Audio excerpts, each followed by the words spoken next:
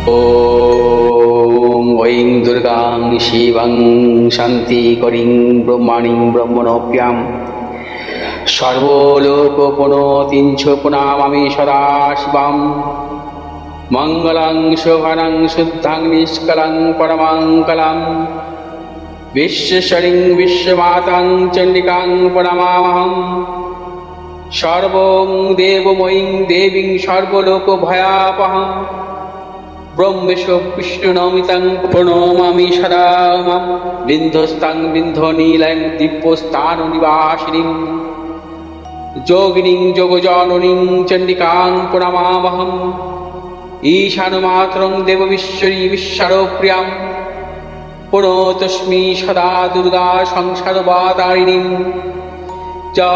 इदं पठति शस्त्रं सिन्वादुवापि च नरो मुक्त सर्वपापभ्यो मोदते दुर्गायुष्यः।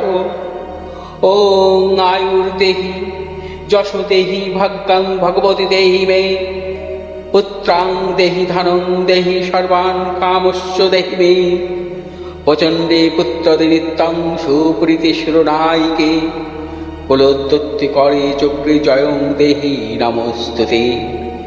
रुद्रचण्डे प्रचण्ड सायिषी प्रचण्ड बलशालिनी रक्षमां सर्वतो देवी विश्वेश्वरी नमोस्तुते। दुर्गे तारिणी दुर्गे तं सर्वाशुभानिवारिणीं धर्मार्थमोक्षदे देवी नित्यं मे वरदा भव। दुर्गे दुर्गे महाभागे ताइमां शङ्करे प्रिये महिषासिंहमदोमत्ते प्रणतोऽस्मि प्रसीद मे।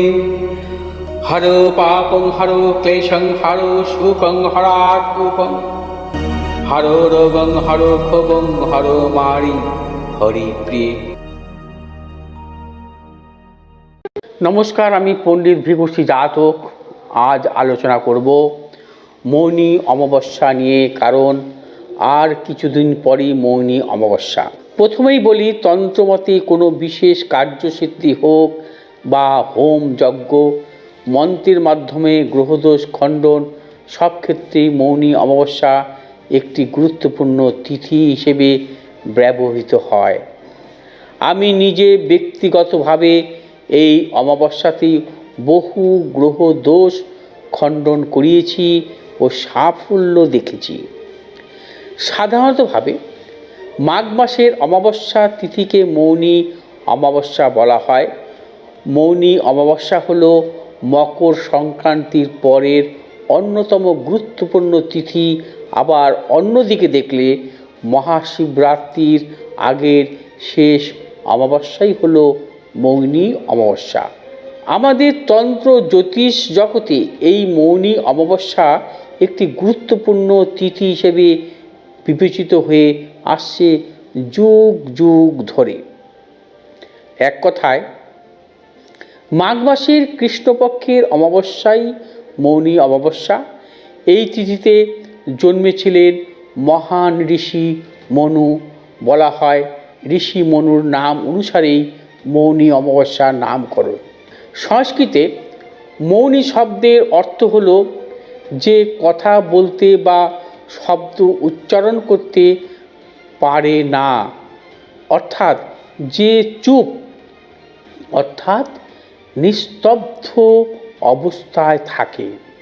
অন্যদিকে নিঃশব্দ কথার অর্থ হল বিশ্বব্রহ্মাণ্ডের নিঃসীম শূন্যতাকে যদি জানতে হয় এবং ঈশ্বরের স্বরূপ যদি অন্তরে উপলব্ধি করতে হয়, তবে হতে হবে মৌন।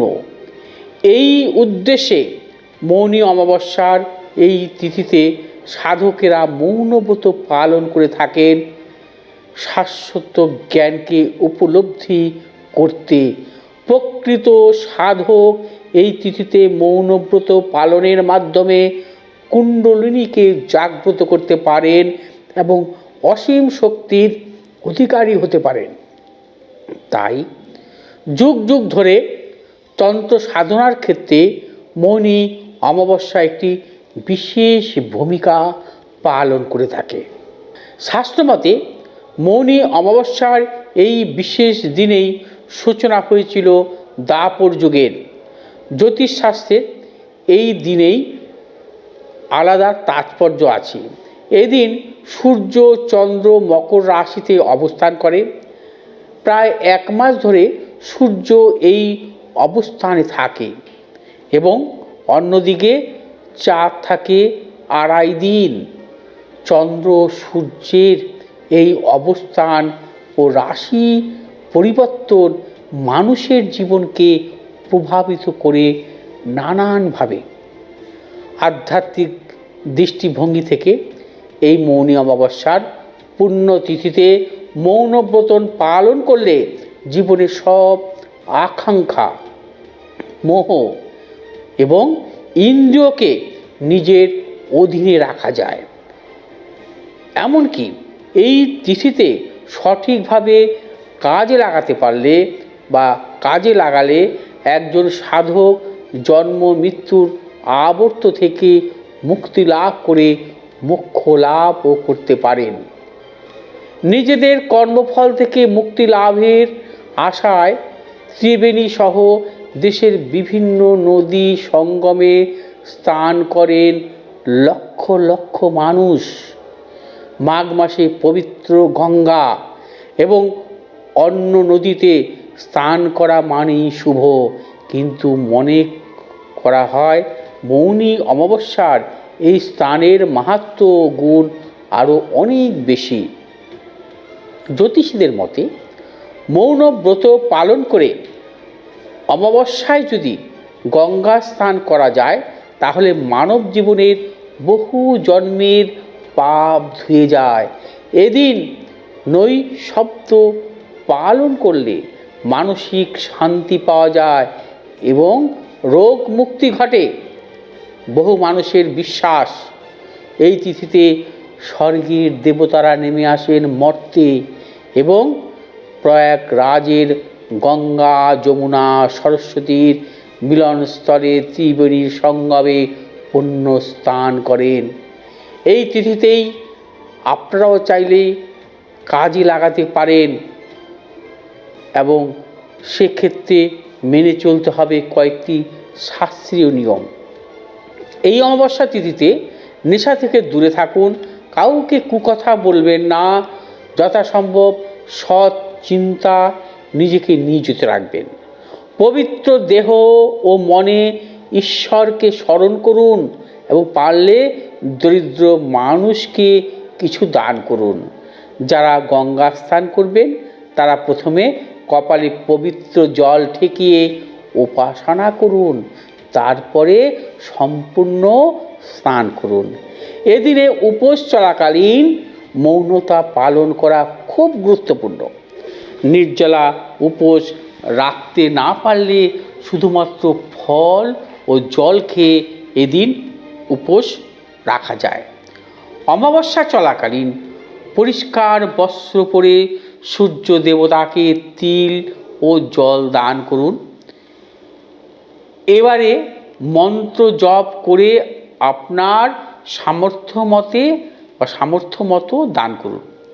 সবশেষে বলবো, জ্যোতিষশাস্ত্রে আস্থা রাখলে ও নিজের জীবনে গ্রহগত কুপ্রভাবকে দূর করে জীবনে সফল হতে চান তারা এই তিথিকে চাইলে কাজে লাগাতে পারেন।